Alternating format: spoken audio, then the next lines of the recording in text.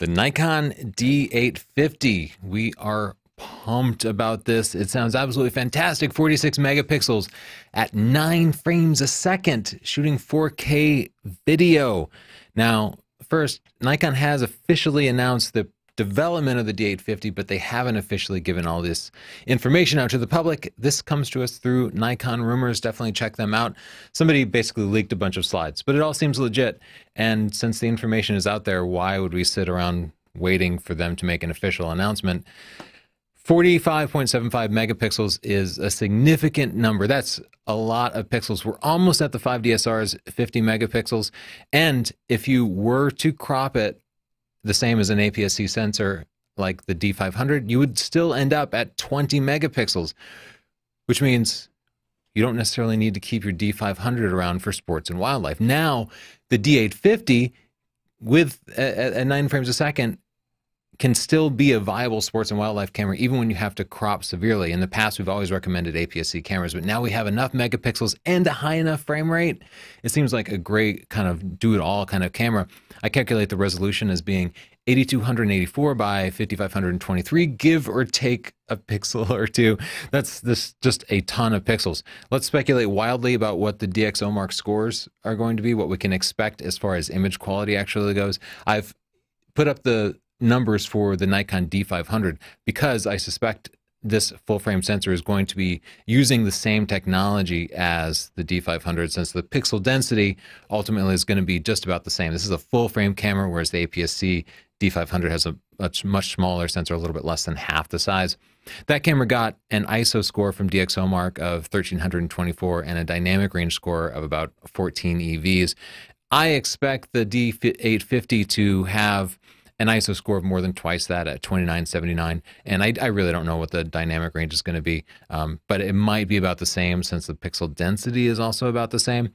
Compared to the D810, the D810 has a little bit more dynamic range, but I guess I kind of expect Nikon to improve upon the dynamic range some over this speculation.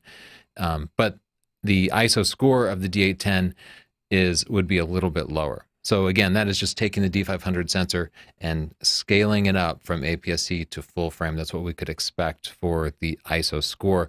Nikon might also make some improvements to the noise levels. Notably, it lacks an AA filter, which is identical to the previous generation Nikon D810 and even the previous generation Nikon D810E. And I love not having an AA filter. Really, the only manufacturer now using them for still photo cameras is Canon. The 5D Mark IV had an AA filter. And even with its higher megapixel count, we found it produced substantially less sharp images. I would love to get rid of that AA filter. The idea of the AA filter is that it combats moire, reducing odd textures and fabrics and bricks and that kind of thing. But honestly, even though we shoot lots of fabrics, it's not something that's often a problem. And sometimes it's still a problem when it is a problem, even with an AA filter. So I just prefer to not have it. But that means that you're going to be getting outrageously detailed images out of this thing. I'm really excited about it. And usability-wise, it should be a big step up because it has a Tilty touchscreen, just like on our D500 over there. It's basically the exact same touchscreen, and we adore that in the D500. And this is a pro camera. It's for professionals shooting portraits, weddings, events, and particularly for events, you really need that Tilty screen for holding it over a crowd and getting shots. But if you're a landscape photographer, it should be an amazing landscape camera.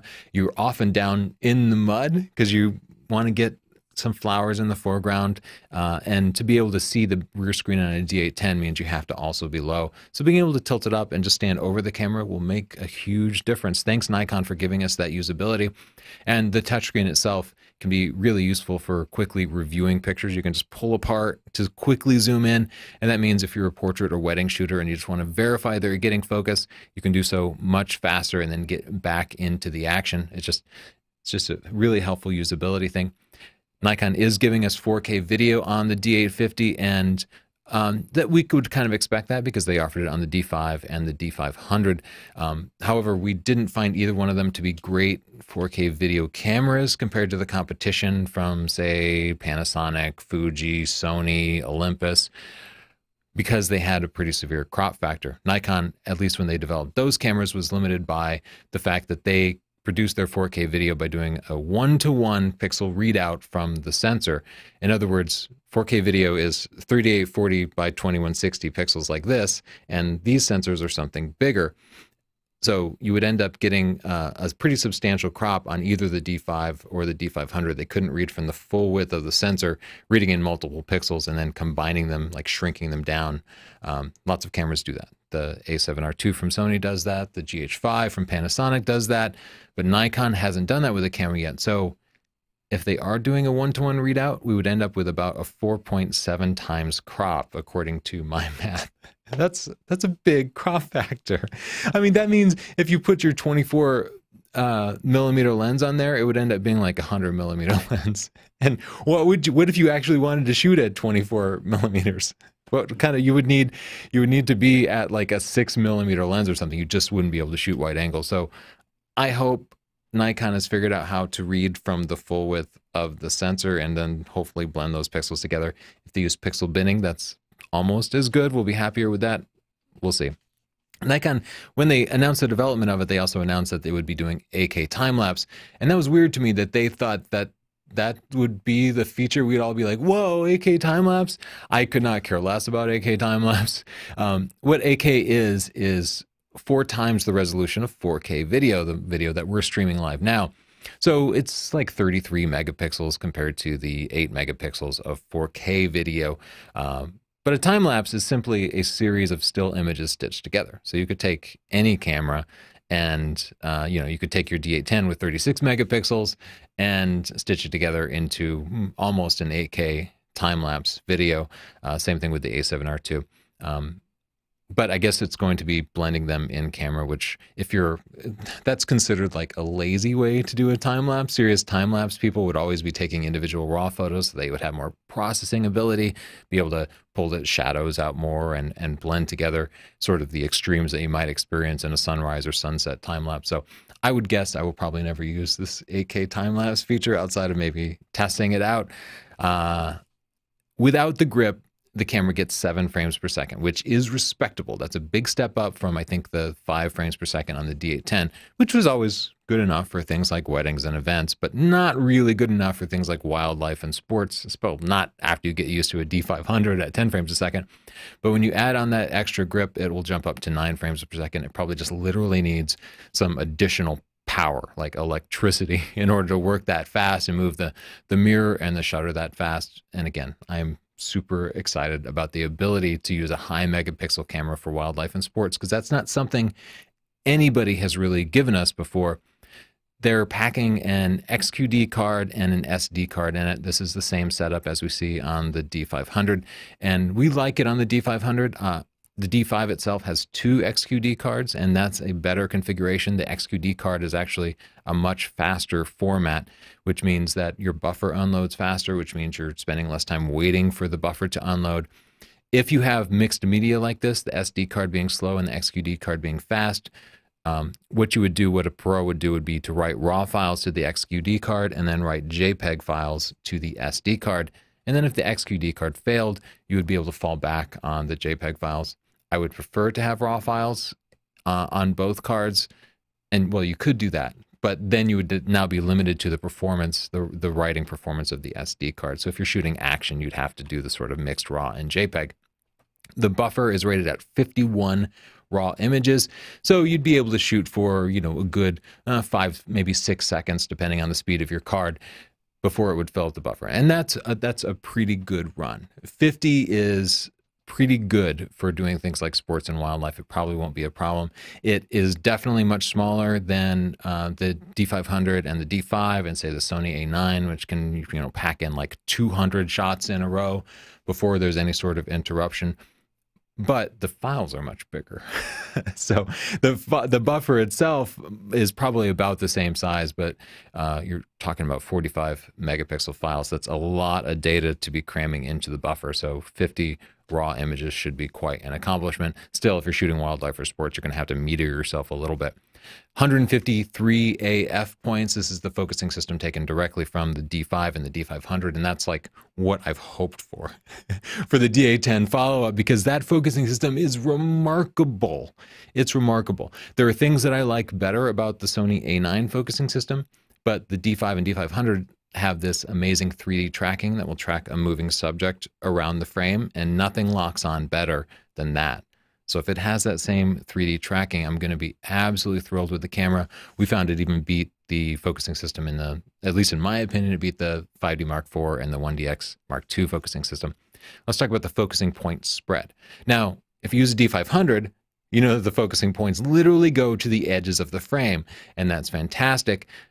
But on a full frame camera, they're clustered around the middle a little bit more. Nonetheless, they have a pretty good spread for a full frame DSLR. It won't match mirrorless cameras like the Sony A9, but it's still pretty good. Comparing those focusing points between the D850 and the D810, you can see the D810 is clustered around the middle much more, so there's much more spread. And if you're a portrait or wedding photographer and you might want to use something basic like the rule of thirds, maybe you want to put the subject's eye up here, it means that the eye can be in this part of the frame rather than down here. So it provides you compositional flexibility, whether you're shooting still subjects or fast-moving subjects. This new focusing system, compared to the 5D Mark IV, it's a little bit better. We see a little bit more spread as we kind of flip between those two focusing systems. So great job, Nikon. I'm excited about that.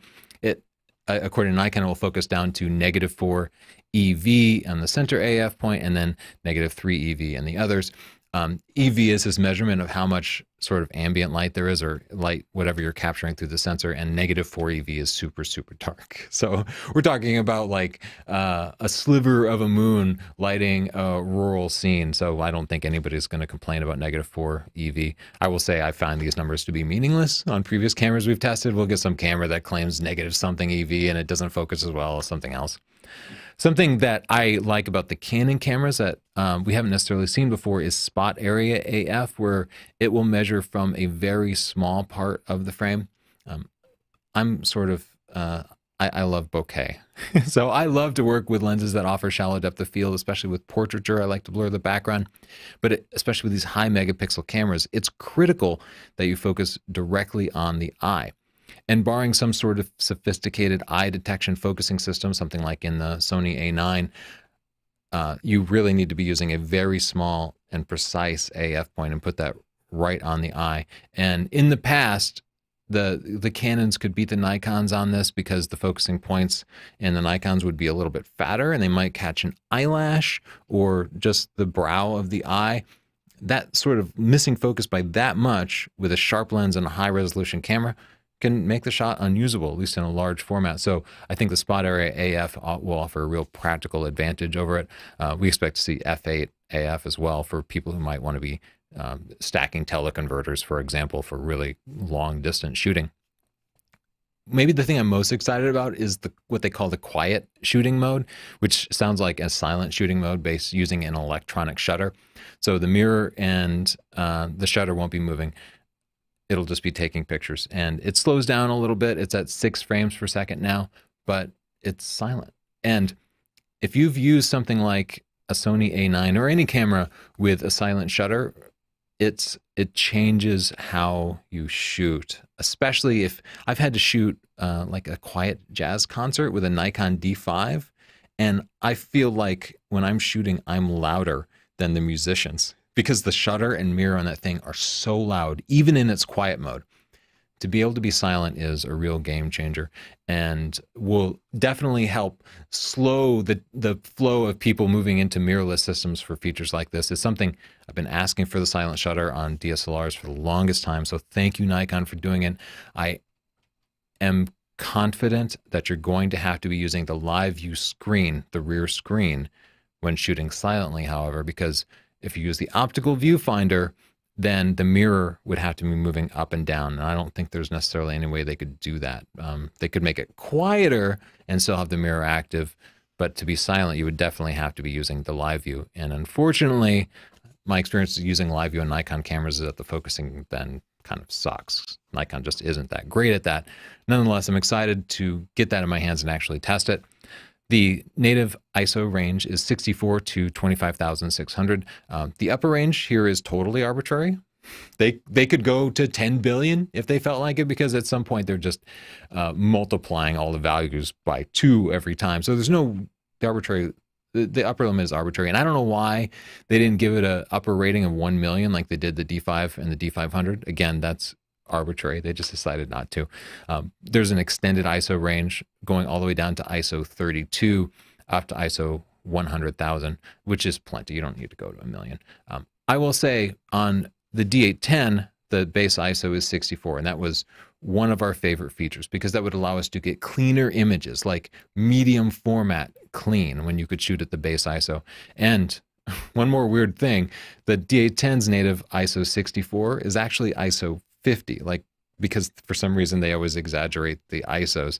So I think we're actually looking at more like a film like ISO 50 out of this, and the ability to drop down to ISO 25. And if you were a film photographer, there were some awesome ISO 25 films out there, and that would also be really useful for getting slow shutters in bright daylight and for producing clean images. So thanks Nikon for being literally the only company that appreciates how many pro photographers want lower and lower ISOs and not just higher ISOs. One thing I saw no reference to was Nikon SnapBridge, which is Nikon's wireless technology. SnapBridge in its current state is pretty universally hated. Just go look at any review for the new Nikon cameras that have SnapBridge, or look up the reviews for the SnapBridge app in your app store, and you'll see people hate it because it's incredibly unreliable and frustrating, and the potential is there. The architecture of it is fantastic, automatically transferring images to your phone, but clearly the development needs a little more work before we can rely on it. I would be surprised if they didn't include SnapBridge, because every new camera has been getting it, but I didn't see any reference to it. So maybe it's not in there. The viewfinder they're bragging about, it has 0.7x magnification. Basically, this just means how big is the viewfinder, and big viewfinders are really nice. It's one of my favorite things about using a full frame camera as opposed to an APS-C camera, is the bigger, brighter viewfinder. And they're saying it's a little bit bigger than the D810 and the 5DSR and even the D5. So they're saying the biggest ever viewfinder. I'm looking forward to that. They've updated their touchscreen software a little bit, so now you can drag your finger through their antiquated menu system. Good. This is a plus. But it's weird to me that they did this, but they didn't update the user interface. I don't know if nobody at Nikon has a smartphone. Like, we all use smartphones. You go through your smartphone settings, you can do things like search or settings, or you can say, hey Siri, change the screen brightness. There's all these cool ways to interact with the user interface. And you can see they still have this very like icon block of menus, like very just old fashioned, literally like 20-year-old user interface style. I wish they would just take a memo from every smartphone manufacturer and update the user interface. They're starting to put some computational photography features in here, like focus stacking. This is something we've seen from other companies, like Olympus, for example, and Panasonic does some cool things around this, where basically it'll focus on something in the foreground and then move focus out a little bit, take another shot, move focus out a little bit further, take another shot, until the entire scene has been focused on, and then in software, stack those images together to give you a scene with additional depth of field. And it's mostly used for macro photography, though I, as a landscape photographer, will use it too. How useful this is going to depend on the specific implementation of it. I have yet to find an in-camera focus stacking technique that I would use for anything serious. They all tend to screw it up just a little bit, because focus stacking in software is incredibly hard to do and pretty much always requires some manual intervention. So we'll test it out and let you know, but it might not necessarily replace whatever technique you're using now.